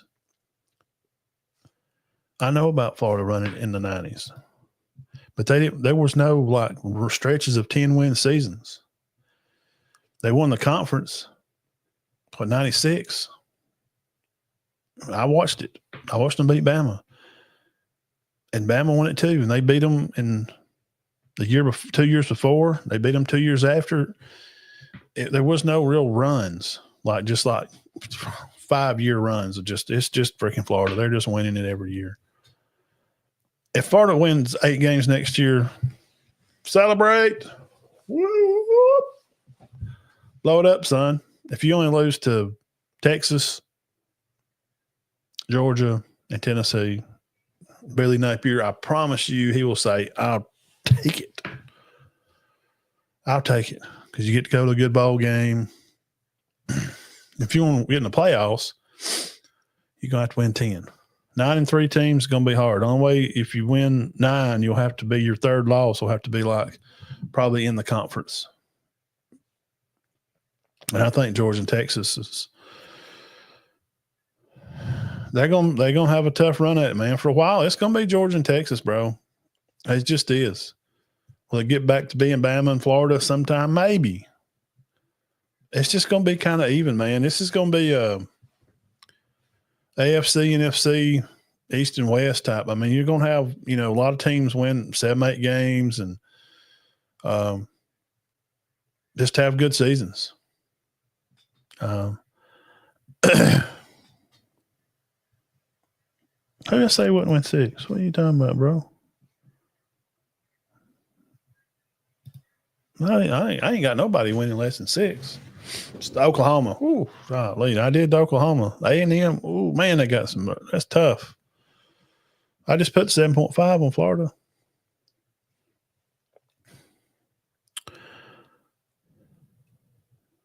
Wow, I mean, it is what it is. Is Georgia the standard now? They won the SEC. They've been winning it. It is what it is. The Saban disciple has learned from old master. And Sark's right there with him. He's going to get over the hump, trust me. Texas could win the SEC next year. Don't be surprised if we don't. Where was that being? Yes, North Carolina do with Bill Belichick. What will they do at North Carolina? Ew, man. Well, we do know this. We do know that they've decided to spend. Their spending has went from $20 million from $4 million to $20 million. Let's take a look at their schedule. Would anybody like to look at North Carolina's schedule? The old Tar Heels of Bill Belichick. How will he do? Ben says, great question, buddy. Well, let's just take a darn look at it. Let's get the old light blue here. TCU. God, they ain't been good in a while. It's been a while, man. Let's say win. Charlotte win. Love Richmond. Don't you love that spider? Ain't that cool? Win. They're not a terrible team either. I mean, for their conference, for their FCS. Central Florida. Hey guys, so I'm pretty sure, and somebody fact check me here. I think Scott Frost went back to UCF. Mike Weeks, what are you doing, son? Well, that's just 2 games. What till they've played 5 or 6 times? Because they're going to play again from year in and year out. At some point, it'll happen. Like Georgia cannot beat Bama. I mean, they're at 1-9 at home in the past 18 years. Georgia just. I mean, I thought this year, I was like, man, it's going to even be at Bama. Georgia's going to come over and beat them. Ain't no way DeBoer's going to have them ready. They put the smoke on it. Let's see. Texas also has a lot of Big 12 players. Not SEC recruits yet. No. That dude, half his team is all SEC stuff. He's got tight ends and receivers and tailbacks from Mississippi, from Alabama. His skill guys are all good. Now, I like Florida. Well, I told him, he's a Florida guy. He ain't happy if Florida, if the Gators win 8, he ain't happy. Or the standard, well, that's not the standard. By God, it has to be the standard. Florida ain't had a standard. They've been terrible. It's like saying Auburn's got a standard. They don't. You can't say you got a standard and you've been bad. You've been lucky to even make a bowl game if you've even made one at all. So you got to start with just little steps. You can say you have a standard as a fan. That's fine. But that's not reality. Nick Saban ruined college football for people. By God, we'll win title. I ain't watching them no more. It's just not going to be that way. It's different. That style of football, the commitment kids had to a program, they used to play for the letter on their chest. Now they play for the name on their back. They don't care, bro. Because you need to develop, especially linemen, and the game's won up front in the line of scrimmage. Until you can keep kids for 2 or 3 years and develop offensive linemen, football's going to be different. It's going to look watered down. It ain't going to look good. Quarterbacks can't get no rhythm because they ain't got no protection. Because they coming from high school with kids they played with since 7th grade, and they're seniors, and they got guys like that. Oh, we played together 5 or 6 years. This guy, you center this year, he may be gone. He's going to North Carolina. That's what's killing the consistency of football because kids are ungrateful. They should just be grateful to have the opportunity to even play football and the lessons in life and all that stuff. And I'm the old man standing out in the yard pointing up the clouds and hollering right now. That's okay. It's going to slime. It's going to slow down. I'm telling you, it's going to go back. Just wait. This committee, they're going to start putting committees together. And I don't think that this guy right here we're looking at, I don't think that it's an accident that he's back in college, that he's back in football college too. I don't think that's just out of the mere meanders. They fixed to put together a committee, and he's getting into college football to get the feel and idea of what's really going on. They fixing to put something together because who's his best friend? The other GOAT. And we're going to get Pete Carrolls, and we're going to get them type of guys. They fixing to put together a committee, and all this crap's fixing to change. It's going to slow down. Y'all just be patient. But Scott Frost supposedly, y'all can tell me if I'm wrong. I think he's back at UCF because Gus, went to Florida State, so they can try to beat Bama. So we're looking at Bill Belichick, podcast listeners. Bill Belichick took in the job at North Carolina, replacing good old take a pinch of skull Mac Brown. They beat UCF. They ain't beating Clemson. Duke, I don't know where they're going to be. They were okay this year. Let's just say you don't. I'm just going to say Stanford, they're terrible. Virginia, yes, we get a win. Cal, where's it at? Can't see. It's at Cal. No, okay. At North Carolina State. At Syracuse. At Wake. I don't know. Man, these bottom 3 teams, next year. So we got Well, how many we got them winning here? How many's old Bill gonna win next year? 1, 2, 3, 4, 5, 6, maybe 7 games. I mean, can he upset? I mean, can he go out to Cal and maybe win this one? Can he go to Wake and win that one? They're not the Demon Deacons. I mean, North Carolina State, biggest failure of the year. Terrible. Good Lord, man. Blew it. Blew it. I broke them down from 6 ways to Sunday this summer. Fired up. Concepcion, the quarterback, he's played through for 57,200,003 yards and only 1 pick and 845 touchdowns. Quarterback coming North Carolina State.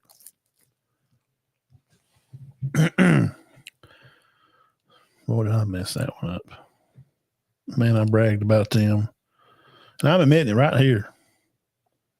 Live on camera. I've already admitted it once. I was wrong. Grayson McCall didn't have it. I don't know what happened. Coaching had to be coaching. Okay, let's see here. All right, what are y'all thinking about old Bill? Let's just say I can't hardly see that. It ain't gonna let me do it, is it? Crap. It's got me hung on here. Let's see.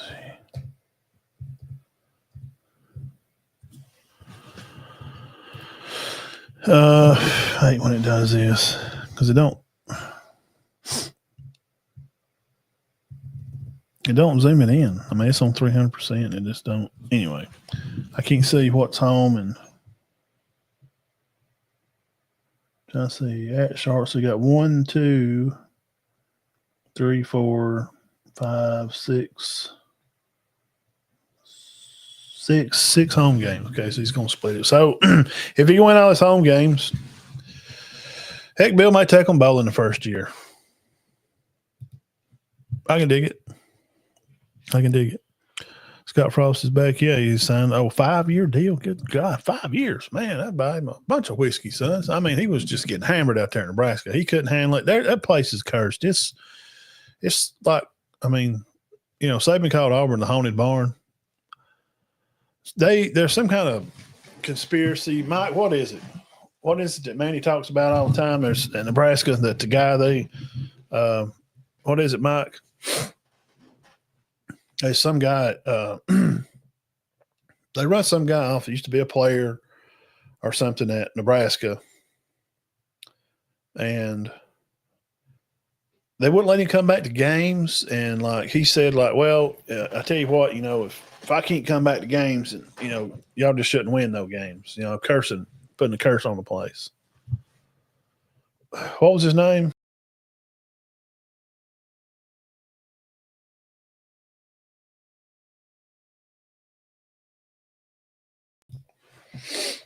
What was his name?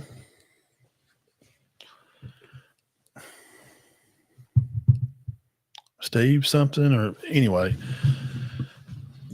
Frost didn't have a good time out there, obviously. He wasn't successful out there.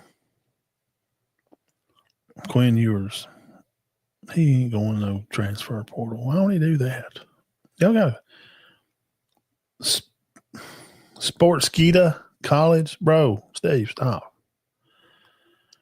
It's fake. I mean, look at where he's coming from. Look at the Sportskeeda says Quinn Ewers breaking. Quinn Ewers entering the transfer portal out of Texas. Says Sportskeeda. No, stop it. They had guys saying yesterday that Haynes King has just been in the portal. Ryan Williams. They had Ryan Williams at Ohio State. I mean, it's already done deal. They had some graph drew up with him in Ohio State jersey or something, and a guy at Bucknuts, Jeff. He may read that. They already had Ryan, and the University of Ohio State went to this guy, allegedly, supposedly. I said, "Hey, This is not true. You're a good reporter, and what you report for us is always good. And we don't want you to get a bad name because you do a good job. So we want to help you out, bro. Take that down. Ryan Williams is not coming to Ohio State.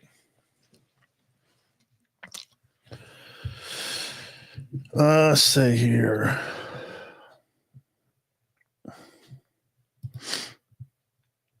Yes. I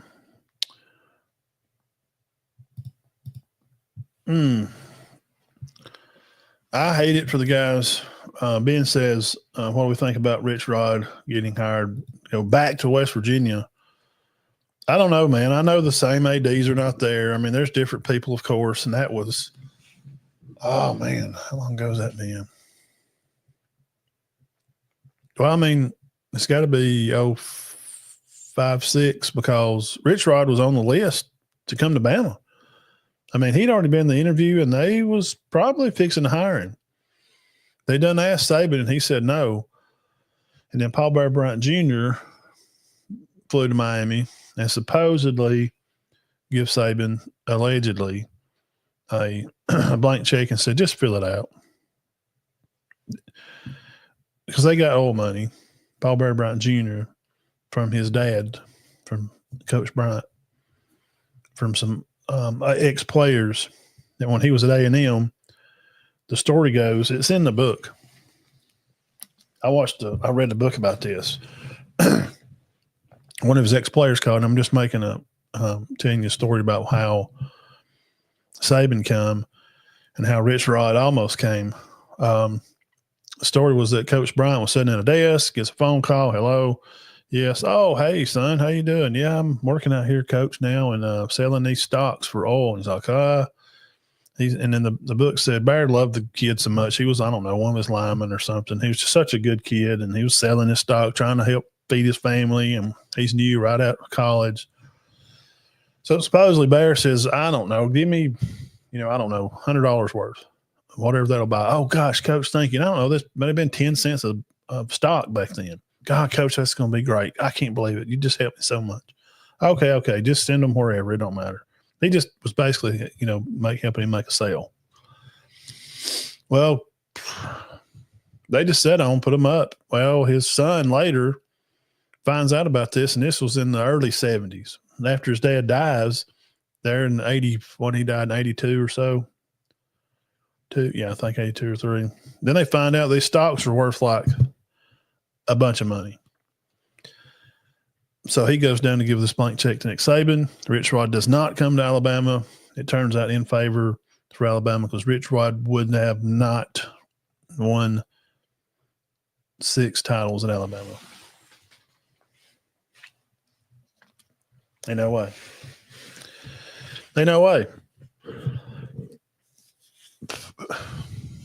It's always about staff.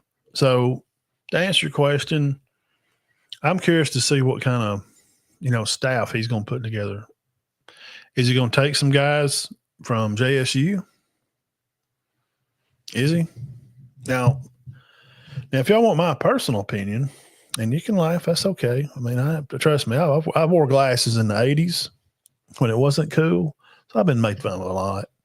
If you want to laugh at me, go ahead. It really don't bother me. I got pretty thick skin. And for you people that are watching locally, Ben, Mark, I think, which I said this before when Coach Gross left, I text on Twitter here, I think Steve Smith would be a good hire at JSU. Send the laugh you face. That's fine. Wherever y'all think. I know him. I've noticed since he's been into coaching because Cedar Bluff was his first job. We were his first class, and I didn't play for him. I thought he was just, he was ready. Coach Smith, he loves all players always like him. Just sitting around talking baseball, whatever. He loves talking baseball. He's got a great card collection stuff. Used to have. He's smart. He just gets it. So I'm curious about a staff. And sites, which used to be over Greg. He used to be over the AHSA. Well, he's the AD at JSU now. Let's just type it in right here and see what JSU Rich Rodriguez staff for West Virginia. Which coaches would land at West Virginia with, there you go, right there, Sports Illustrated. West Virginia News, Rich Rod's West Virginia coaching story continues. The West Virginia Mountaineers, written here by Shareller Callahan. Shout out to you on your article here. Rich Rod could land at West Virginia, which he did, with Rich Rod. And here are 15 names. Is it some guys that's going to, Rich Rod is on his way back to Morgantown, West Virginia Mountaineers. He has a lot ahead of him. They're not a terrible team. They were okay.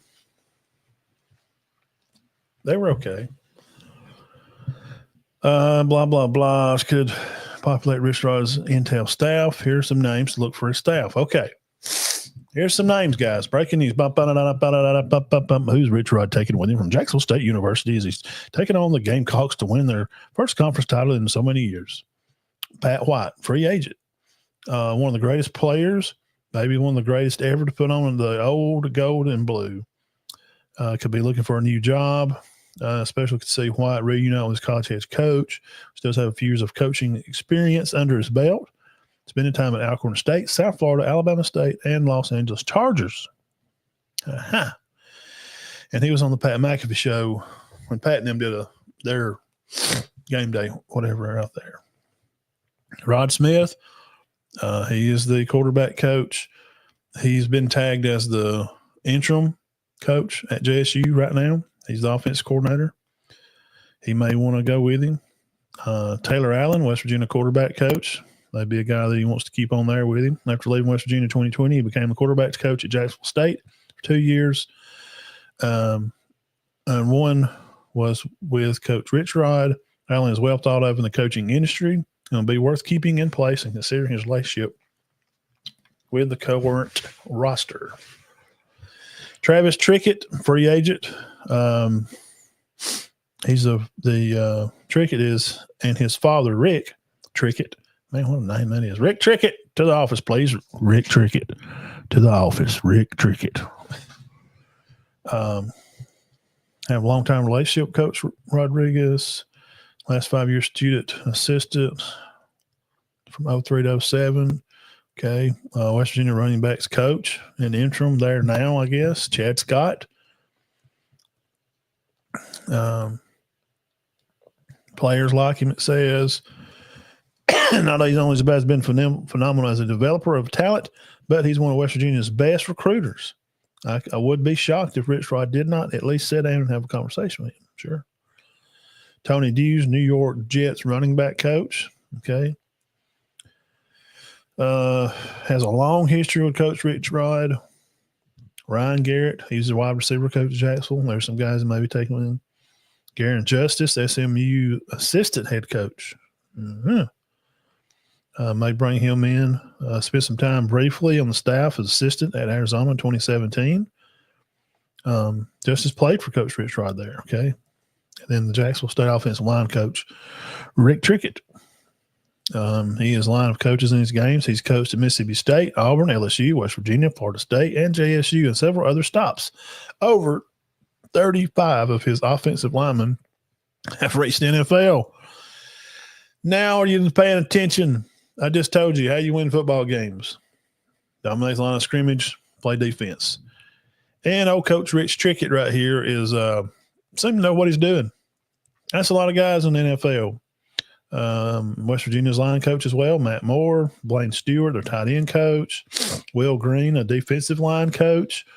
Had the players totaled 53 tackles, 11 for a loss and 2.5 Sax Green was at the same time as Rich Rogel Monroe and one of the handful of coaches he brought with him to Jack State. Buffalo Bills corners coach, Jamil Ada. Pretty good. He's got a good gig in the NFL, but he has ties with West Virginia that are strong. He played for Coach Rich Rod. See, got a lot of guys. They're out there. A lot of guys out there, man, that's played for him. So, Brandon Napoleon, safeties coach at JSU, special team linebacker coach Pat Kirkland at JSU.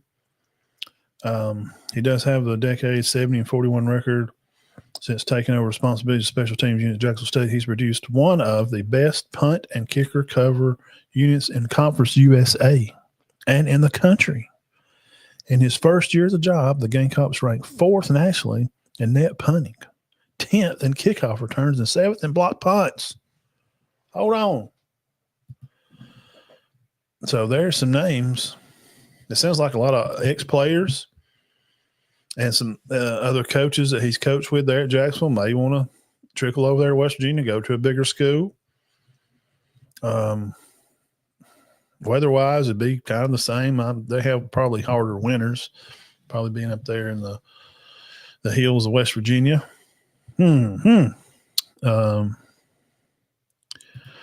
said he's been saying that for years before he left Piedmont, his rival. I thought that he would. I did too. That when Coach Gross left, I did. I mean, I was at Jacksonville when Coach Gross left. I used to talk to Coach Gross in the weight room. I'd go there and work out when I was there before class or after class. I'd take a change and try to get in a little workout. It just helps me in the classroom better. Helps my head. And you know what we talked about? Is during the spring when they get started, we talk baseball. I think we talked football. I talked to him maybe 4 times. I seen him in there 4 or 5 times. And we didn't sit and talk, but I knew who he was. I'm older. I mean, I was 30-something at the time. And, he asked like my major when I was doing was getting into education. I was taking history and stuff. At the time I was trying to try to do maybe social work stuff. But I found you need a master's degree to do that, to really have a job in social work. I didn't want to go 5 years. So I went over to education. We kind of talked about that a little.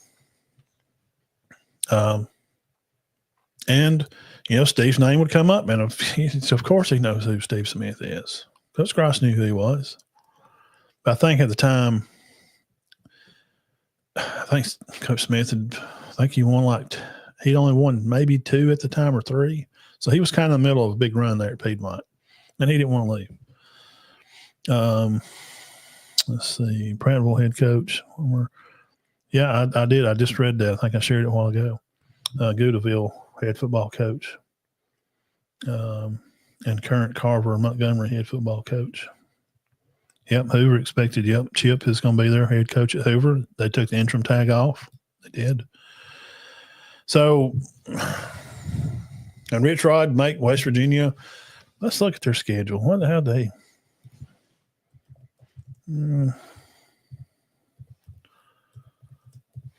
Let's look at their schedule, guys, and let's just be honest here.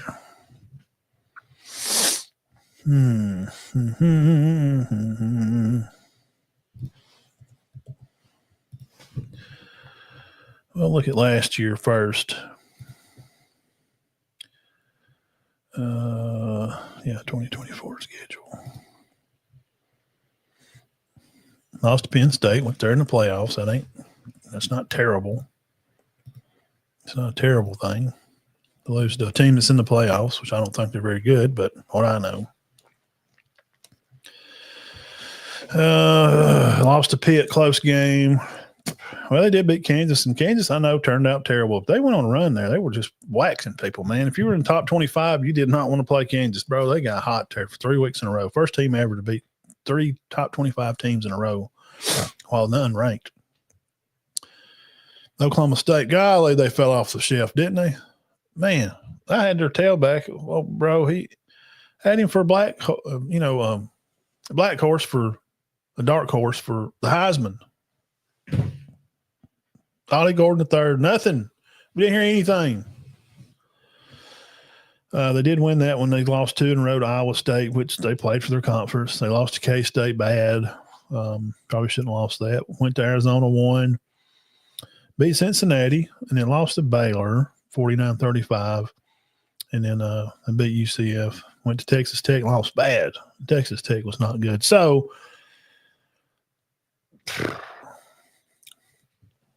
they're going to play Memphis in Frisco, Texas, December 17th on a Tuesday at 8 o'clock. So, not a great season. They went 6-6. I know, to me, man, I'm old. When you see somebody win 6-7 games, that's like, you're mediocre. If you lose more than 6, you're just bad. That's just no excuse. If you're a D1 school, something's wrong, bad. Coaching, something's wrong. You can't just win 5 games.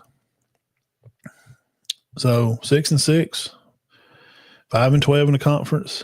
But they had spurts. Like you can see, they would lose, win, lose, win, win, lose, lose, win, win, lose, win. So they kind of sputtered around. They should have won some of these games. Iowa State, K-State, okay, maybe not. But Pitt, and they got Bama's one of their old quarterbacks. Probably should have beat Baylor and Texas Tech, okay? So they should have won 8 probably. So next year,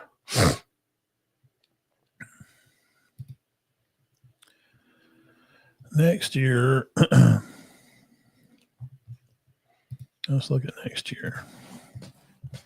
Who's Coach Rich Rod going to have? We look at Coach Belichick. We thought he could probably win 6 or 7. Let's see about old Coach Rich Rod. Who they going to start out? Robert Morris, Colonials win. Let's see here. Ohio, okay. At home with Pitt. Is the quarterback back? I don't know. Let's see. We'll say they beat Pitt. At Arizona State. Yeah, they lose a bunch of guys, though. Let's say they go 4-0. At BYU, loss. At Houston, win. At K-State. At Kansas, win. UCF.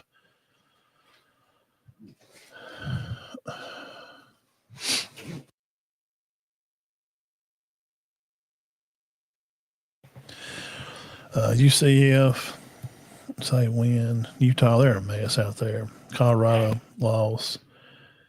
Texas Tech, maybe I'll beat them. TCU, say they lose to them. So they could have 1, 2, 3, 4, 5, 6, 7, 8, maybe. So they win 8 games. So Coach Rich Rod making a run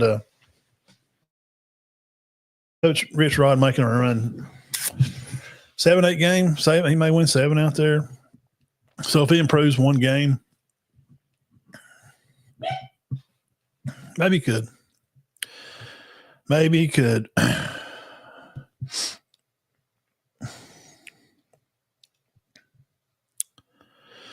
Yeah, I don't know. We'll see. I've entertained that Coach Smith to Jacksonville. Maybe I'm sure he's happy where he's at and getting a good payday, and they're accommodating him what he needs, and he's built a relationship with young guys. Do you want to make up to that coaching level, that college level? And you can still be one-on-one with guys, but it's different. Okay, let's just be honest, it's different. It is. It's just different. So, all right. Well, that's enough for Locker Room Sports Talk Extra for tonight. Got in a good 2-hour spot. Talked about a lot of schedules. Talked about Coach Belichick. Maybe they may win 6, 7 games. Coach Rich Rod at West Virginia. Same. Hey, look, man, you go bowling. That's big. You get your team to a bowl game. That's pretty big. So, all right. We do appreciate it. And we thank you, as always, for coming by and hanging out. I'll probably be back on one day next week. Sunday shows, we're kind of skipping through them right now. And it's not a lot. There's just not nothing going on. This is just a schedule show. I didn't even plan to do this till like yesterday. I didn't know the schedule was going to be out till – I thought it was going to be later, like tomorrow or Saturday. They come out yesterday. I was like, well, I need to go and talk about them. Be good to share. Be really good to share. So We'll probably see you one day next week. Have some more news, college football stuff and going on. And we'll see you guys then. So thank y'all for coming by and hanging out. Remember, hit the thumbs up, man. Hit the thumbs up. And if you want to, subscribe. And all it does is just tell you when I'm on. And follow, share this video over to your page and do at your followers. Help the show grow. Help us grow some through the winter because we ain't going to be on very much through December, January. Just not a lot going on. Bowl games, some title games. We'll get through that. But appreciate you guys. Thank you, Mark. It's good to see you as always, man. I hope God is blessing you. And holler if you need anything. Y'all have a great rest of your week and weekend. All right. Keep your heads clear and your hearts full of God.